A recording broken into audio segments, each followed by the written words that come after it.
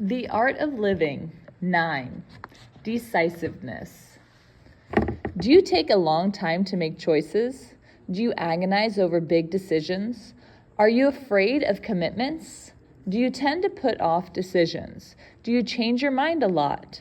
These tendencies may be an indication that you lack the virtue of decisiveness. Decisiveness is related to the third act of prudence, command. It involves putting our right judgment into action.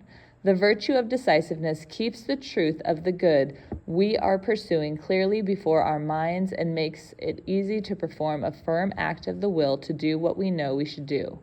The first two acts of prudence, counsel and judgment, involve our minds speculating about what should be done. The act of command, however, involves ordering the will to carry out what good judgment indicates we should do. No matter how much we seek counsel, weigh a decision, and make a judgment in our minds, if we fail to carry out a decision with firmness of will, we fall short in the virtue of prudence, and our indecisiveness will negatively affect other people. According to Aquinas, there are two main ways we fail to put good judgment into action. Sometimes we delay in execution. After making a judgment about what to do, we hesitate, have second thoughts, and put off the action. We know what we're supposed to do, but we postpone planting the flag and commanding our will to act. Maybe our fear of failure takes over. What if I'm making the wrong choice? Or we anticipate how difficult something is going to be. I hate conflict. I've never stood up to this person before. I dread having to do this. Or perhaps we just don't like change. I don't want to give this up. Or we become overwhelmed by the risk involved. What if this doesn't go well? Or by what people might think of us. They're not going to like me if I do this. In all these cases, our emotions take over and keep us from giving a firm command of the will to act. So we waver in setting off to walk down the path of a good decision. Other times, we begin to act, but then withdraw from fully carrying out a decision. At some point along the way, we stop.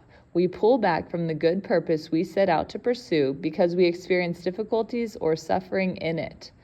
This can happen in dating relationships. A young man realizes the person he's dating is not the person he wants to marry, so he decides to break up with his girlfriend.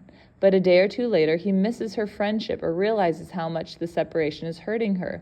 He feels bad about the breakup, so he reverses his decision and gets back together with the girl, likely only kicking the can down the road for another breakup a few weeks later. This weakness of withdrawing from good decisions can happen in the normal course of family life. A parent knows that his child needs to be disciplined for misbehavior, but when the child responds with a temper tantrum, the parent might be tempted to withdraw the punishment in an attempt to appease the child and maintain peace in the home.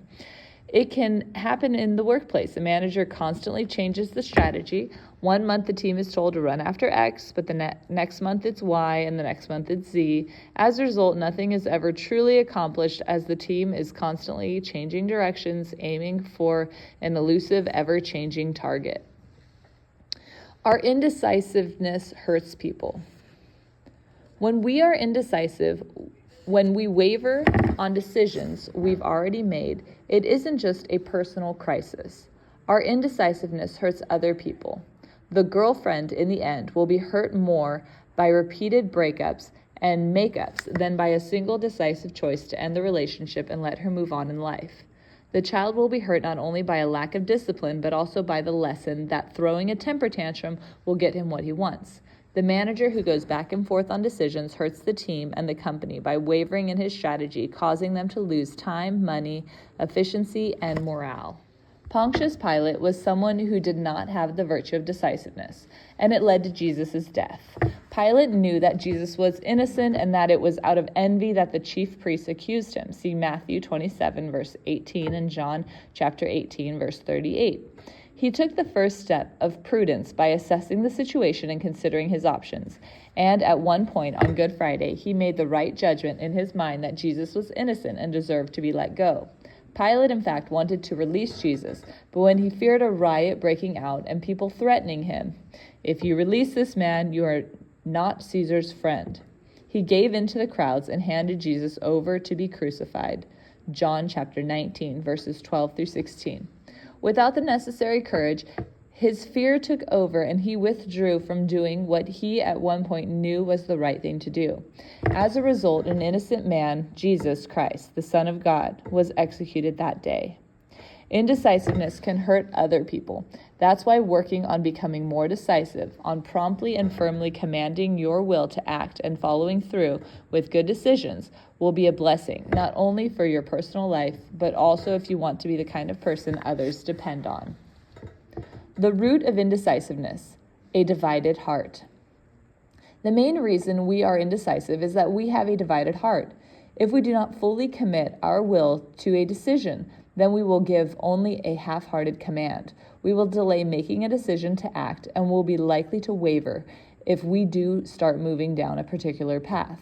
This painful experience of trying to move forward with a divided heart is something St. Augustine described in his Confessions.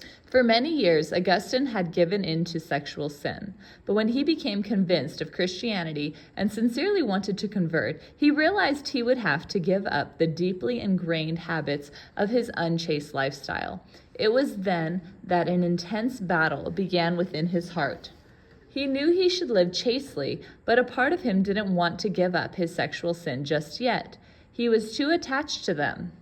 My inner self was a house divided against itself, he explained.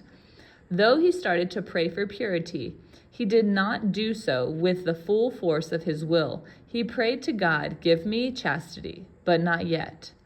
He said he felt as if there were two wills competing within him. One will wanted to be chaste and another will wanting to give in to his sexual desires.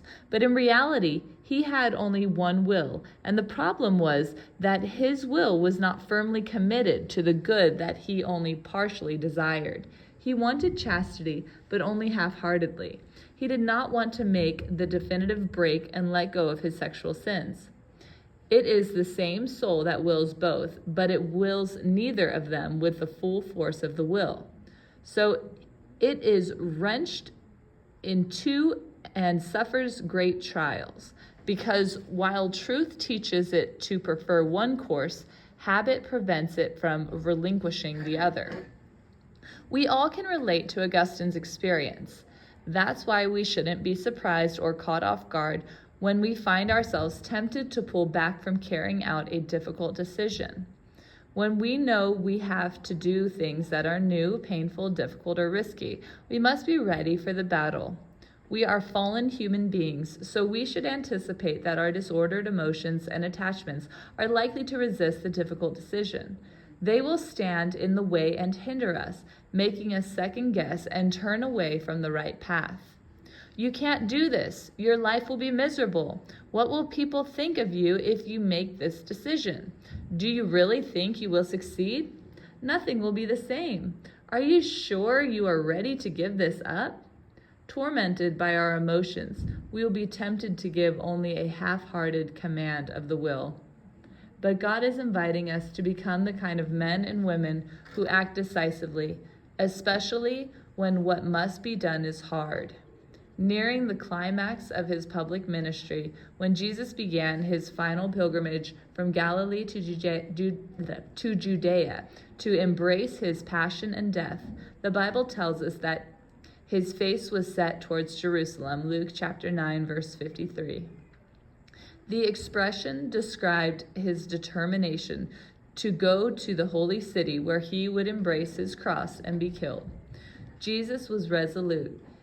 He did not hesitate, delay, second guess, or look back. He kept his eyes focused on his purpose, his destination, no matter how painful it was going to be. Once he commanded his will, he remained committed to the path, which ultimately was the way of the cross. When we realize it is time to give up something, make a change, turn away from sin, have a difficult conversation with someone, end a relationship, end a job, move to a new place, or take on a new challenge, when we come to realize what we need to do, we need to act decisively. The moment calls us to act not with a half-hearted, hesitant yes. We need to press forward with determination, like a soldier going into battle, resisting the wayward emotions that will try to stop us. We need to keep our eye on the goal and, like Jesus, set our face toward Jerusalem. We must move forward with our good decision and not look back at our attachments and disordered emotions, because if we look back, we likely will go back. Reflection questions. Read Matthew 16:21. At a crucial turning point in his ministry, Jesus revealed to his disciples what would happen to him when he went to Jerusalem. He nevertheless set off on this journey with his face set toward Jerusalem. Luke chapter 9, verse 53. What do you admire most about Jesus' decisiveness at this moment? How does his example change you to press forward? How does his example challenge you to press forward when you have to do hard things? Next, read what Matthew 26:37 through 39 tells us about Jesus' agony in the garden. What emotions do you think Jesus experienced at that moment? Did Jesus allow those emotions to control him and sway his decision that night? What emotions tend to keep you from carrying out difficult decisions? How can you be more like Jesus the next time you need to do something difficult?